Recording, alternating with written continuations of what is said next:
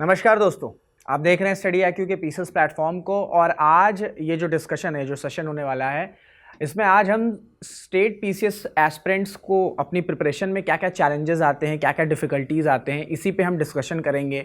कोई भी विद्यार्थी जब पढ़ाई शुरू करता है, चाहे वो प्रीलिम्स की बात कर लें, चाहे मेंस की बात कर लें, चाहे हम इंटरव्यू की बात कर लें, तो ये जो स्टेज वाइज प्रिपरेशन है, इन स्टेजेस में क्या क्या दिक्कतें आती हैं, पढ़ाई कैसे स्टार्ट करनी रहती है, किताबों को किस तरीके से रेफ़र करना रहता है, मॉक टेस्ट को किस तरीके से एनालाइज करना रहता है, ये सारी जो डिफ़िकल्टीज़ आती हैं, जो चैलेंजेस आते हैं, इनको हम एक एक करके समझने की कोशिश करेंगे और इसका सल्यूशन क्या रहेगा, इस पर भी बात करेंगे। एंड साथ ही साथ ये भी देखेंगे कि जो स्टडी IQ PCS का फ्लैगशिप सक्षम फाउंडेशन बैच है, वो किस तरीके से स्टेट PCS के एस्पिरेंट्स को मदद करता आ रहा है। तो आज मेरे साथ दीपक सर हैं, उन्हीं के साथ ये डिस्कशन करेंगे। तो बहुत बहुत स्वागत है दीपक सर आपका।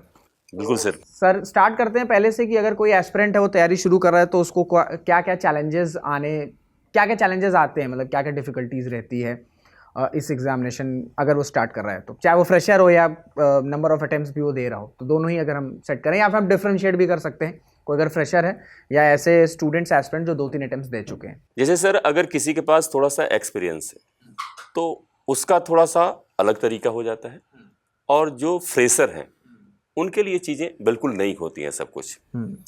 तो जो फ्रेशर होता है उससे सबसे पहला चैलेंज उसके सामने ये आता है कि उसे शुरू कहाँ से करना है, स्टार्टिंग कहाँ से करें। कहा जाता है ना कि अगर शुरुआत अच्छी हो तो अंत तो अच्छा होगा ही होगा। तो फ्रेशर के सामने सबसे बड़ी प्रॉब्लम ये आती है कि हम शुरुआत कहाँ से करें। उसे सबसे पहले क्या करना होगा कि जिस भी स्टेट PCS की वो तैयारी कर रहा है, उस स्टेट PCS के अकॉर्डिंग उसे यहाँ पर क्या करना होगा कि जो भी सिलेबस होगा उसे देखना होगा। उसके बाद से उसे क्या करना होगा, अब एथेंटिक बुक। और तीसरा जो सबसे इंपॉर्टेंट पॉइंट होगा कि उसे जरूरत पड़ेगी एक गाइड की। जब तक उसे गाइड नहीं मिलेगा तब तक वो चीजें प्रॉपर वे में नहीं कर पाएगा। तो इस चैलेंज से निपटने का सबसे अगर इंपॉर्टेंट इन तीनों में कहें कि सबसे इंपॉर्टेंट क्या है, तो वो है एक गाइड। उसे एक गाइड तो चाहिए ही चाहिए। और सर मेरे ख्याल से सिलेबस की अंडरस्टैंडिंग से भी स्टार्ट करना चाहिए, मतलब एक बार सिलेबस को समझें बिल्कुल। तरीके तो से। सिलेबस तो वो सेल्फ समझ सकता है, लेकिन अगर एक गाइड उसके साथ है, गाइड मतलब टीचर भी हो सकता है या कोई उसका मेंटोर हो सकता है, ठीक है, तो वो ज्यादा बेहतर तरीके से उसको बताएगा। ये तो आप सही कह रहे हैं, क्योंकि चीज़ें काफ़ी कॉम्प्लिकेटेड होती हैं और चैलेंजिंग भी हो गई है। तो सर जैसे आप कह रहे हैं कि टीचर ने, जैसे बहुत कोई इनिशियल स्टार्ट कर रहा है, ग्रेजुएट है, फ्रेशर है, तो उसने सिलेबस को पढ़ा समझा और उसके बाद मतलब कौन सी किताबों की तरफ जाना चाहिए, मतलब NCERT से स्टार्ट करनी चाहिए या फिर कोई रेफरेंस बुक की तरफ ज़्यादा जाना चाहिए, इस पे क्या राय है आपकी? मतलब NCERT से शुरू करें, मेरा मानना है कि सर यहाँ पर अगर फ्रेशर है तो उसे पहले NCERT उठानी चाहिए। ठीक है। जैसे ही वो NCERT उठाता है तो उसका बेसिक कॉन्सेप्ट क्लियर होता है। हालांकि ये बात सही है कि NCERT से एग्जाम तो क्रैक नहीं होगा, लेकिन उसका बेसिक क्लियर होगा। ठीक है। अब उसके बाद से वो कहीं भी क्लास ज्वाइन करता है या कोई बुक उठाता है, तो ऐसे कंडीशन में क्या होता है कि उसका बेसिक क्लियर होने से सारी चीजें उसको समझ में आने लगेंगी और वो बेहतर तरीके से अपने प्रिपरेशन को आगे बढ़ा सकता है। और सर NCERTs में भी मतलब डिबेट रहती है कि किस सब्जेक्ट्स की NCERT को रेफर करें, किसको नहीं करें। तो NCERTs मेरे ख्याल से हिस्ट्री की NCERT हो गई, बिल्कुल सर, आप उस पर भरोसा कर सकते हैं। ज्योग्राफी की हो गई, बिल्कुल। और पॉलिटी की भी हम 11th 12th या 9th 10th पर भी जा सकते हैं, हाँ, जा डिपेंडिंग सकते ऑन हैं। कि मतलब कितना आपका वेटेज है। हालांकि पॉलिटी का तो वेटेज रहता ही रहता है। तो NCERT से स्टार्ट करना चाहिए, उसके बाद फिर हम रेफरेंस बुक की तरफ जा सकते हैं। बिल्कुल। फिर ऐसा एक चैलेंज आता है कि जैसे प्रिपरेशन, एक ये 3 फेज की प्रिपरेशन है, 3 फेज साइकिल है ये। पहले prelims, then we'll have to go mains and then in the interview stage. बहुत कंफ्यूजन ये रहती है स्टूडेंट्स में, या ये भी चैलेंज रहता है कि प्रीलिम्स की कब तक पढ़ाई करें, प्रीलिम्स की पढ़ाई पहले करें, प्रीलिम्स हो जाए उसके बाद मेंस की पढ़ाई करें, या मेंस की पहले पढ़ाई करें, प्रीलिम्स बाद में हो जाएगा। इस तरह का बहुत कंफ्यूजन रहता है स्टूडेंट्स के बीच, एस्पिरेंट्स के बीच में। तो इस पे क्या आपका सजेशन रहेगा कि मतलब या तो प्रीलिम्स और मेंस को हम साथ लेके चलें, और या फिर हम पहले प्रीलिम्स की तैयारी करें, प्रीलिम्स हो जाए उसके बाद मेंस की तरफ जाएं? तो इस पे क्या आपका सजेशन या क्या राय है, इस पे आपकी क्या सोच है? मेरी सोच ये है सर, और मेरा जो अनुभव रहा है वो ये बताता है कि अगर आप किसी एक चीज को पकड़ के चलेंगे तो आप फाइनल सिलेक्शन नहीं ले पाएंगे। अच्छा। यानी आप अगर सोचें कि मैं केवल प्रीलिम कर लूं बिल्कुल। तो भी आपका फाइनल सिलेक्शन नहीं हो पाएगा, और आप सोचें केवल मेंस कर लूं तो भी नहीं हो पाएगा। दोनों को साथ में लेके चलना होगा, इंटीग्रेटेड प्रिपरेशन। बिल्कुल। क्योंकि अगर आप साथ में नहीं करेंगे, जैसे आपने प्रीलिम क्रैक कर लिया, प्रीलिम में आपने निकाल लिया, लेकिन क्या होगा, मेंस की प्रैक्टिस नहीं है आपके पास, तो फिर आप वहां पे जाके फंस जाएंगे। ठीक है। अब आपने मेंस का कर लिया तो प्रीलिम क्रैक ही नहीं होगा, तो मेंस लिखेंगे कैसे? दोनों को साथ में लेके चलना होगा, और जब तक साथ में लेकर नहीं चलेंगे तब तक आप फाइनल सिलेक्शन नहीं ले पाएंगे। बिल्कुल सही, मतलब इंटीग्रेटेड प्रिपरेशन की तरफ बिल्कुल, हमें जाना बिल्कुल चाहिए। सर। और मेंस में एक और इंपॉर्टेंट चीज़ होती है कि आंसर राइटिंग, मतलब आंसर राइटिंग के बिना तो आपका मेंस क्वालिफाई नहीं हो सकता। अब दो तरह की इसमें कंडीशंस रहती हैं। एक तो ये रहता है कि आपकी बेसिक मेंस की प्रिपरेशन है, पर मेंस का कॉम्पिटिशन इतना ज़्यादा टफ रहता है क्योंकि प्रीलिम से फिल्टर होकर वो जो सीरियस एस्पिरेंट्स है वो मेंस में बैठ रहे हैं। बिल्कुल। तो एक तो आपकी बेसिक प्रिपरेशन हो गई फॉर मेंस, ठीक है, आपने इंटीग्रेटेड तैयारी करी है। अब मेंस में जब आपको सिलेक्शन पाना है, इंटरव्यू की तरफ जाना है, तो फिर एक बड़ा इंपॉर्टेंट चीज़ होता है एनरिचमेंट, कि मतलब आपको अपने आंसर को एनरिच करना होगा। तो एक तो बेसिक प्रिपरेशन मेंस की किताबों से हो सकती है, न्यूज़पेपर्स हो गए, इससे हो गया।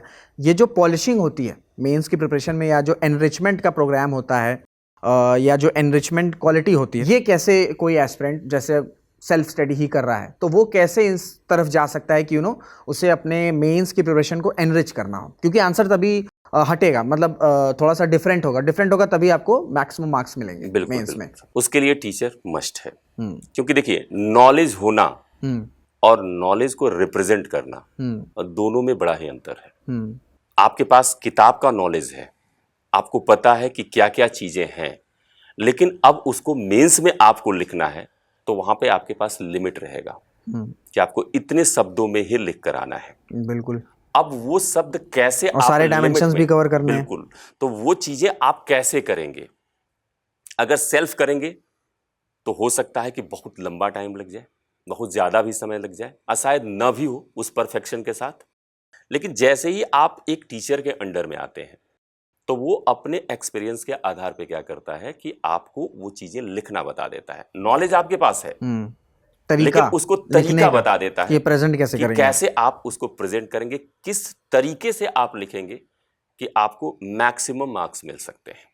सर जैसे अच्छे टीचर्स की आपने बात करी, अच्छे टीचर्स की तो थोड़ी सी शॉर्टेज चल रही है, ठीक है। हाँ, तो कह जैसे सकते हैं। बहुत स्टूडेंट्स होते हैं जिनको नहीं, वो रीच नहीं आ पाती है, शायद वो नहीं आ पा रहे हैं। अब तो ऑनलाइन एजुकेशन बहुत ज़्यादा पेनिट्रेट कर चुका है, स्टडी IQ 2015-16 से ये चीज़ कर रहा है। लेकिन कोई ऐसा स्टूडेंट है जिसे सेल्फ करना है, उसको लगता है कि मैं सेल्फ कर सकता हूँ, तो वो किस तरीके से इस एनरिचमेंट को कवर कर सकता है, कैसे वो अपनी एनरिचमेंट प्रोग्राम को कवर कर सकता है या उस क्वालिटी बढ़ा सकता है? देखिए सेल्फ करने में टाइम लगेगा, कर तो सकता है लेकिन उसमें टाइम लगेगा। और मेरा ये मानना है कि आप किसी भी अगर कंपटीशन में बैठ रहे हैं, ठीक है, तो उस कंपटीशन को ज्यादा टाइम मत दो। Time is money. इसलिए कि यहां पर सबसे बड़ी बात है कि जैसे ही आपने 1 साल वहां पे टाइम बिता लिया, आपका एक्सपीरियंस बढ़ा, नो डाउट। हो सकता है आप अगले पेपर में ज्यादा क्वेश्चन करके आए, लेकिन आपसे हाई IQ लेवल का जो स्टूडेंट है वो पीछे आपके बैठा था, वो अब आपके साथ में आकर बैठ जाएगा।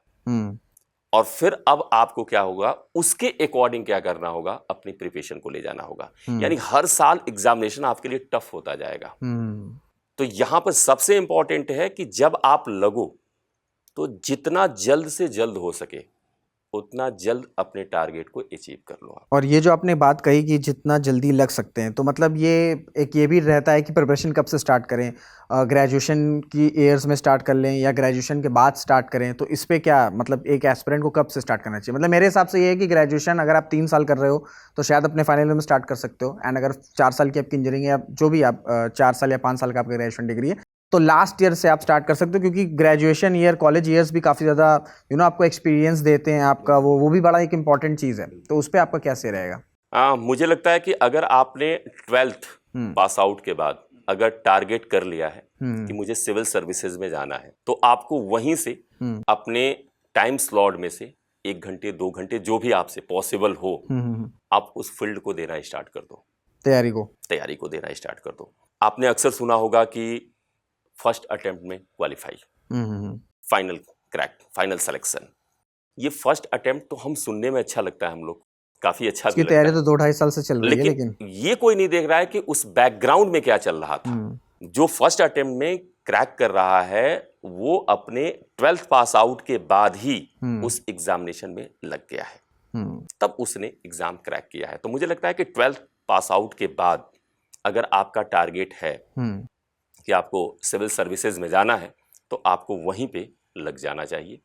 हाँ, ये बात सही कहा आपने कि कहीं ना कहीं जो कॉलेज की लाइफ होती है या कॉलेज की जो पढ़ाई होती है वो भी एक एक्सपीरियंस देता है, तो वो भी अनुभव जरूरी है। लेकिन साथ साथ में अगर वहां पर आप 1 से 2 घंटे अपने प्रिपरेशन को देना स्टार्ट कर दें तो मुझे लगता है कि फर्स्ट अटेम्प्ट में क्रैक करना ज़्यादा इजी हो जाता है। मतलब 2-3 साल 4 साल जो भी ग्रेजुएशन डिग्री उसमें 1-2 घंटा पढ़ रहे हैं एंड जैसे ही ग्रेजुएट हुए फिर आप नेक्स्ट ईयर के लिए आप थोड़ा सा आपका बेस तैयार है, 1 साल में फिर आपको वो चीज़ें एनरिच करनी होंगी, वो एनरिच करनी होंगी, एग्जाम में पार्टिसिपेट करना एंड एनरिच करने के बाद आप फिर वो देंगे, वो चीज़ें क्लियर हो जाएंगी। ठीक है, तो मतलब हम एनसीईआरटीज़ की तरफ जाएंगे, फिर हम रेफरेंस की तरफ जाएंगे, फिर हम इंटीग्रेटेड प्रिपरेशन करेंगे। एंड एक और बहुत इंपॉर्टेंट सवाल होता है कि इंटरव्यूज़ के प्रिपरेशन में क्या होता है, बहुत से स्टूडेंट्स इंटरव्यू में फंस जाते हैं। स्टेट पीसीएस में भी बहुत से, जैसे यूपी में हो गया, बहुत से स्टूडेंट्स प्री मेंस क्वालिफाई करते हैं, इंटरव्यूज़ में रुक जाते हैं। तो इंटरव्यू की प्रिपरेशन भी क्या साथ में ही करनी चाहिए? प्रीलिम्स, मेंस, इंटरव्यू जब आप तैयारी कर रहे हैं, आपको पर्सनैलिटी वैसे इवॉल्व करनी चाहिए, या फिर बहुत से जो एस्पिरेंट्स कहते हैं कि मेंस एक बार क्वालिफाई हो जाए उसके बाद फिर अपनी हॉबी क्रिएट करेंगे, या आप हॉबी पहले से ही वो बनाए हुए, या आपकी वो जैसे भी वो पर्सनैलिटी है जो डिमांड कर रहा है पैनल, आप उस तरह से इवॉल्व करना या ढलना शुरू कर दोगे the day you started your preparation? कहीं ना कहीं अपनी पर्सनालिटी पे तो मुझे लगता है कि शुरू से ही फोकस करना चाहिए। ठीक है, रही बात इंटरव्यू की, तो जो पैनल होता है इंटरव्यू में जो बैठता है वो आपका नॉलेज चेक कर चुका रहता है। अब पर्सनैलिटी देख रहा है, अब आपकी प्रेजेंस ऑफ माइंड देख रहा है, प्रेजेंट ऑफ माइंड देखेगा आपका, इसके बाद आपकी पर्सनालिटी देखेगा। ठीक है, और सबसे इंपॉर्टेंट होता है कि वो आपकी डिसीजन मेकिंग देखता है, क्योंकि आप एक पब्लिक सर्वेंट बन के जा रहे हैं, तो आपको पब्लिक डील करनी है। तो पब्लिक डील करनी है तो आपके पास डिसीजन मेकिंग कैसी है। आपने अक्सर सुना होगा कि ऐसे ही क्वेश्चन आपसे पूछे जाते हैं इंटरव्यू में, जहाँ पे आपका माइंड कितना तेज वर्क कर रहा है, कितना आप तेजी से डिसीजन लेते हैं। हाँ, और वहां पे क्या डिसीजन होता है उस हिसाब से आपको वहां पे, तो ये चीजें जब हम प्रिपरेशन में लगते हैं ना, तो ये कह लें कि नॉर्मल लाइफ के संघर्ष से ये चीजें सीखने को मिल जाती हैं। और थोड़ा सा इस पे ध्यान देना चाहिए शुरू से ही कि अपनी एक पर्सनालिटी भी डेवलप हो, अपनी एक थिंक डेवलप हो, ताकि हम वहां पे बैठें तो हम उनको सही तरीके से अपना आंसर कर पाएं। कोई भी अगर करंट अफेयर्स में चल रहा है न्यूज़, कोई प्रोटेस्ट का है या जो भी कुछ भी ऐसा इशू चल रहा है, तो हम एक एस्पिरेंट ऐसा भी सोच सकता है कि अगर मैं यहाँ पे रहता तो क्या करता। हाँ, क्या करता। ये एक एप्लीकेबल माइंड इस तरह के सब डेवलप कर सकते हैं, एप्लीकेबल माइंड का, एप्लीकेशन माइंड। और वहाँ पे कहीं ना कहीं आपको ये सोचना होगा, और साथ साथ में अगर आपके पास फ्रेंड्स का ग्रुप है तो वहाँ पे डिस्कशन कर सकते हैं कि भाई इस पे क्या क्या हम अपने थॉट रख सकते हैं, क्या क्या चीजें इसमें किस किस एंगल से देखा जा सकता है। तो ये चीजें क्या करती है ना, आपके ब्रेन को और शॉर्प बना देती है। तो ये हमारे लिए कहीं ना कहीं फायदेमंद होता है। एक और इम्पॉर्टेंट चैलेंज आता है करंट अफेयर्स को लेकर। अब करंट अफेयर्स में भी 3 तरह के मिथ हैं, या मिथ क्या मतलब, इस तरह 3 तरह से अप्रोच करने की बात की जाती है। एक तो सिर्फ न्यूज़पेपर, फिर एक न्यूज़पेपर प्लस किसी भी इंस्टीट्यूट की मंथली मैगजीन, फिर एक रहता है कि आप ईयरली कंपाइलेशंस, या चाहे पीटी की कंपाइलेशन आ गई या मेंस की कंपाइलेशन आ गई। तो इन 3 में मतलब स्टूडेंट को तीनों की तरफ जाना चाहिए, या किसी 2 की तरफ जाना चाहिए, किसी एक की तरफ रखना चाहिए? और इंपॉर्टेंट चीज़ ये है कि सिर्फ न्यूज़पेपर से क्या करंट अफेयर्स कवर हो सकते हैं? नहीं, न्यूज़पेपर से ओनली न्यूज़पेपर एक सोर्स नहीं हो सकता है। ठीक है, सोर्सेज आपके न्यूज़ चैनल भी हो सकते हैं। ठीक है, थोड़ा सा वहां भी टाइम दीजिए, क्योंकि भाई आप एक सिविल सर्वेंट बनने जा रहे हैं, डिबेट का आइडिया पता चलेगा क्या चीजें चल रही हैं। स्टेट का, अपने स्टेट का जानकारी रखिए, नेशनल का जानकारी रखिए, इंटरनेशनल जानकारी रखिए। ये सारी चीजें कहीं ना कहीं आपको अवेयर रहना पड़ेगा इन चीजों को लेकर, और जितना ज्यादा अवेयर रहेंगे तो उतना ज्यादा आपको फायदेमंद होगा। दूसरी चीज, अगर आप, तो ये अवेयरनेस न्यूज़पेपर से तो मेरे ख्याल से आ जाएगी। सर पूरी तरह से तो मुझे नहीं लगता कि कंप्लीट हो पाएगा केवल न्यूज़पेपर से। ठीक है, थोड़ा सा उस पे आप, जैसे आप न्यूज़ चैनल पे देखते होंगे तो वहाँ पे डिबेट होते हैं, तो डिबेट से भी आप बहुत कुछ सीख सकते हैं। बोलने का तरीका, क्वालिटी डिबेट, बिल्कुल क्वालिटी डिबेट। हाँ, मतलब आजकल तो ढेर सारे डिबेट ऐसे हो रहे हैं कि जिनको नहीं भी देखना चाहिए। क्वालिटी डिबेट, ये आपने बिल्कुल सही बात कहा कि जो क्वालिटी डिबेट है उसे जरूर देखना चाहिए। उससे क्या होता है, कहीं ना कहीं हमारे सोच पे असर पड़ता है, हमारे शब्द भंडार बढ़ते हैं, वोकैबुलरी बिल्कुल यहाँ पे बढ़ जाएगा। आपको कैसे क्या चीजें रिप्रेजेंट करनी चाहिए, कैसे बोलना चाहिए, ये चीज ठीक है। तो इन चीजों को, न्यूज़पेपर तो बिल्कुल देखें आप, ठीक है, पूरा न्यूज़पेपर नहीं पढ़ना है हम लोग को। यहाँ पर क्या करना है, कुछ मेन पेज ही पढ़ने हैं, ठीक है। जैसे स्पोर्ट पढ़ लिया आपने, या नेशनल न्यूज़ पढ़ लिया, इंटरनेशनल न्यूज़ पढ़ लिया, आर्टिकल्स हो गए, आर्टिकल आर्टिकल्स से हो गए। परसेप्शन हाँ, परसेप्शन बन आर्टिकल्स सकता थोड़ा है सा आपका, फायदा हम लोग को ये कर देते पर्सपेक्टिव हैं, बनाएगा आपका। मेंस लिखने में हेल्पफुल होते हैं, उससे हम डायमेंशंस आपके ओपन करता है बिल्कुल, थोड़ा सा वो, वहाँ पे मेंस लिखने में काफ़ी हेल्पफुल हो जाता है। तो ये सारी चीज़ें देखनी है, ठीक है। और अगर पॉसिबल हो तो मुझे लगता है कि आप एक छोटी सी डायरी बनाएं और उसे आप पर डे के न्यूज़ के हिसाब से, उसमें से ज़्यादा नहीं, 3 से 4 न्यूज़ जो आपको इंपॉर्टेंट लगे उसे शॉर्ट में नोट करके रखें। ये मेंस के लिए कि प्रीलिम्स के लिए, या दोनों के लिए? ये सब में काम आएगा, प्रीलिम में भी काम आएगा आपके, मेंस में भी काम आएगा, और शायद जो इंटरव्यू में इंपॉर्टेंट भी डेटा, फैक्ट्स, बिल्कुल, नाम, बिल्कुल, जो बिल्कुल। चीजें हैं, कई सारे ऐसे रिपोर्ट्स न्यूज़ आ हो जाते गई, हैं, स्पोर्ट्स रिपोर्ट्स से हो गई। रिलेटेड हो गया, या कोई हिस्टोरिकल ऐसा आ जाता है, रिपोर्ट्स आती हैं बहुत सारी, रिपोर्ट्स आती हैं, ठीक है, इंडिया को लेके क्या उस रिपोर्ट में बिल्कुल, कहा गया है। इकोनॉमिकल सर्वे निकलता रहता है। तो ये सारी चीजें आपके लिए हेल्पफुल हो जाती हैं अगर ऐसे हम लोग एक काम करें कि एक डायरी बनाएं। तो ये डायरी का जो सोर्स रहेगा न्यूज़पेपर रहेगा, कि ये हमें न्यूज़पेपर के साथ साथ मंथली जो भी आपके पास या authentic वेबसाइट से, source कहीं है। से भी? नहीं, वेबसाइट पे सर आपको भी पता है कि वेबसाइट पे जब हम सर्च करते हैं, अगर हमने प्रॉपर वहां पे एड्रेस नहीं डाला तो फिर आपको हो सकता है कि कुछ गलत इन्फॉर्मेशन भी मिल जाए। बिल्कुल बिल्कुल। तो ऐसे कंडीशन में मुझे लगता है कि ऑथेंटिक सोर्स पे ही ज्यादा फोकस करें। तो न्यूज़पेपर और एक मंथली मैगजीन या कोई ऑथेंटिकेटेड मंथली सोर्स, मैगजीन कोई भी किसी आप भी इंस्टीट्यूट जो भी आपको लगता है रिलायबल है, ऑथेंटिक है, उसको वहां से उठा सकते हैं। और ये चीजें फिर लास्ट में कंपाइलेशंस की तरफ भी जाना होगा कि ये जो हमने किया है ये सफिशिएंट है, मोर देन सफिशिएंट नहीं, है? कंपाइल करना पड़ेगा। नहीं, एक तो कंपाइल हमने किया है छोटी सी डायरी में जो बनाया है, इसके बाद जो ईयरली कंपाइलेशंस आती है जैसे फॉर मेंस या फॉर प्रीलिम्स, डिफरेंट इंस्टीट्यूट्स की, तो उधर भी तरफ जाना चाहिए। उसको एक बार रफ आइडिया, एक बार कि कुछ मिस तो नहीं है आपका, तौर पे देख लें, अदरवाइज फोकस अपने डायरी पे रखें। वहां से एक बार चेक कर सकते हैं कि हमें कुछ मिस आउट तो नहीं कर दिया, कुछ मिस एंड आउट ये सफिशिएंट है करंट अफेयर्स के लिए? बिल्कुल बिल्कुल। और कितने साल के करंट अफेयर्स तक जाना चाहिए? वैसे तो मैक्सिमम 1 ईयर कहा जाता है, लेकिन कभी कभी एग्जामिनेशन में ये देखा गया है, लेकिन वो खैर एक्सेप्शन ही है कि कभी कभी थोड़ा सा बैक का भी पूछ लिया जाता है, लेकिन उस एक्सेप्शन से परेशान होने की जरूरत नहीं पर है। वो रहता ना सर, ऐसा इशू रहता है कि वो अभी भी चल रहा है, लेकिन उसकी शुरुआत जैसे पहले से हुई है, जैसे स्पीकर के रोल पर पहले भी डिबेट होती थी, अभी भी रिपोर्ट्स बन रही, गवर्नर पे अभी सुप्रीम कोर्ट का आया है कि आर्टिकल को रिव्यू करना है। तो ये चीजें तो आपका वो एक ऐसा करंट अफेयर रहता है जो शायद 4 साल पहले भी हम जब तैयारी करें तब होगा, शायद आप जब करोगे तब भी होगा, और अब आगे आने वाले करेंगे वो भी होता रहेगा, वो भी होता एक फ्रेश जो करंट अफेयर्स की न्यूज रहती है, जो करंट टाइम से रिलेटेड एवरग्रीन, वो चीजें हम लोग को फोकस करके देखनी रहती है। ओके सर, तो काफी सारी डिफिकल्टीज है, मेरे ख्याल से सॉल्यूशंस तो हमने अच्छे से डिस्कस किया है। आप सबको पता है कि हमारा फ्लैगशिप फाउंडेशन बैच है सक्षम, तो कोई स्टेट पीसीएस है, उसने हमारी अभी तक सारी वीडियोस, अभी तक उसने सेशन देखा, आई होप अगर अभी तक देख रहा है तो उसे वैल्यूबल लगा होगा सेशन, और यही हमारा ऑब्जेक्टिव भी है कि वैल्यू हम प्रोवाइड करें जितना देख सकते हैं। सक्षम फाउंडेशन बैच जो है वो स्टेट पीसीएस के एस्पिरेंट्स के लिए किस तरीके से हेल्पफुल रहेगा कि वो एग्जामिनेशन को मतलब अच्छी तरीके से क्रैक कर सके? देखिए, आप पढ़ा भी रहे हैं, आपने सारी बिल्कुल। चीजें एक्सपीरियंस भी करी है, एस्पिरेंट से भी हम बात कर रहे हैं। देखिए, यहाँ पे मुझे लगता है कि सक्षम बैच 3-4 पॉइंट से काफी इंपॉर्टेंट है। सबसे इम्पॉर्टेंट, जैसे ज़्यादातर स्टूडेंट्स की ये प्रॉब्लम रहती है कि हिंदी इंग्लिश, तो ये बैच आपको बाइलिंगुअल मिल रहा है, हिंदी में भी और इंग्लिश में भी, पहला प्लस पॉइंट है। दूसरा प्लस पॉइंट इस बैच का ये है कि यहाँ पर आप बैच जब ज्वाइन करते हैं तो ये चूंकि फाउंडेशन कोर्स है, तो प्री के साथ साथ आपकी मेंस की भी तैयारी कराता है।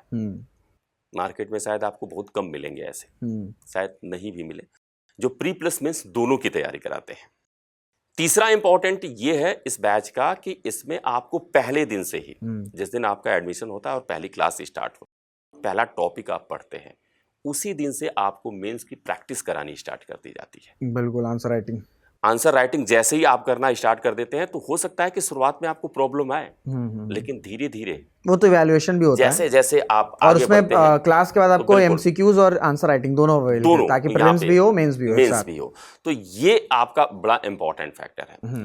और चौथा यहाँ पर जो मुझे लगता है जिसके कारण हर स्टूडेंट को ये बैच लेना चाहिए, वो है जो स्टडी IQ PCS ने आप लोगों के लिए एक मेंटोर की जो व्यवस्था की, जो आपको टाइम टू टाइम गाइड कराता रहता है। और मेंटोर्स की सर ऐसा है कि जैसे ही the moment you enrol in this batches, आपको बिल्कुल वो आपको अलॉट हो जाता है, अलॉट हो जाएगी। और मतलब हमारे जितने भी स्टडी IQ के कोर्सेज चल रहे हैं उसमें बहुत सारे स्टूडेंट्स एनरोल हैं, उन्होंने ये बोला है कि मेंटोर्स हमेशा अवेलेबल रहते हैं, और मेंटोर्स की बात करें तो सर मतलब वो एक तो होता है एकेडमिक डाउट्स कि प्रिपरेशन कैसे करें, कोई टॉपिक को कैसे कवर करें, फिर होता है एक नॉन एकेडमिक डाउट, क्योंकि ये प्रिपरेशन साइकिल बहुत लंबी होती है। तो नॉन एकेडमिक डाउट में आपका जैसे एंजाइटी आ गया, सेल्फ बिलीफ आ गया, सेल्फ डाउट की प्रॉब्लम आने लगती है, तो उसमें भी मेंटोर्स जो हैं वो काफ़ी आपको मदद करते हैं, क्योंकि अगर सेल्फ डाउट आपको आ गया तो प्रिपरेशन में फिर आप आगे नहीं जा सकते हैं। तो मेंटोर्स आपको एकेडमिक डाउट्स तो रिजॉल्व करेंगे, साथ ही साथ आपके जो नॉन एकेडमिक डाउट्स हैं उसमें भी आपको रिजॉल्व करते हैं, ताकि आपका जो सेल्फ डाउट है वो वहीं पर खत्म हो जाए और अपनी मंजिल की तरफ आप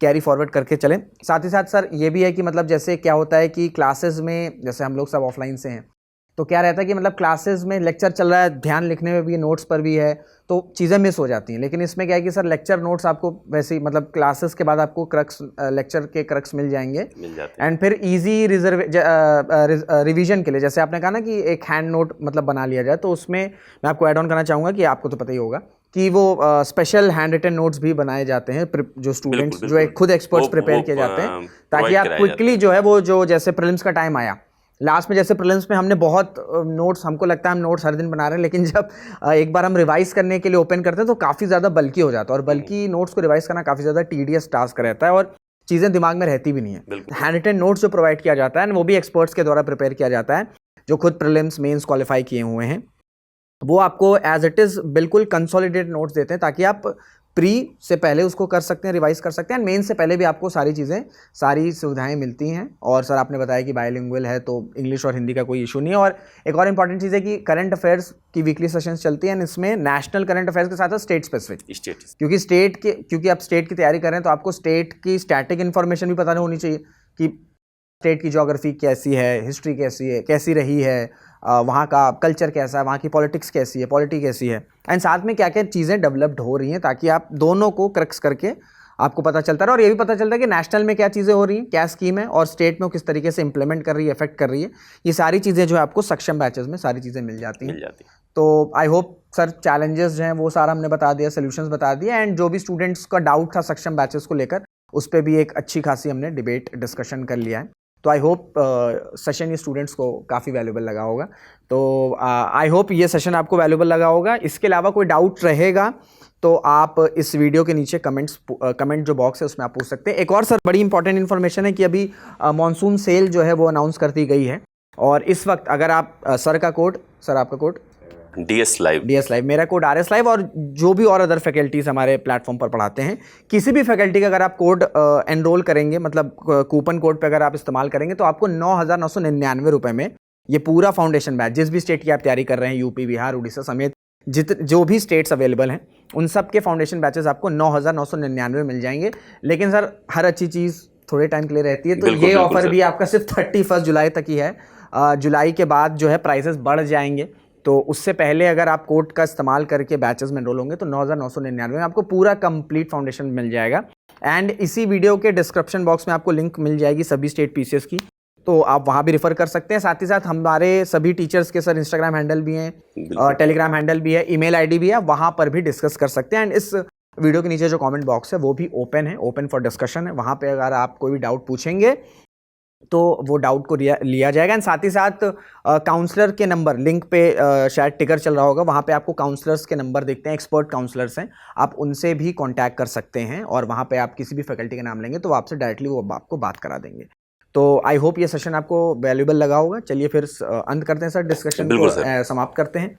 मुलाकात करेंगे आपसे कोई अगले वीडियो में, तब तक अपना ध्यान रखिएगा, मेहनत करते रहिएगा, खुश रहेगा। जय हिंद, जय भारत।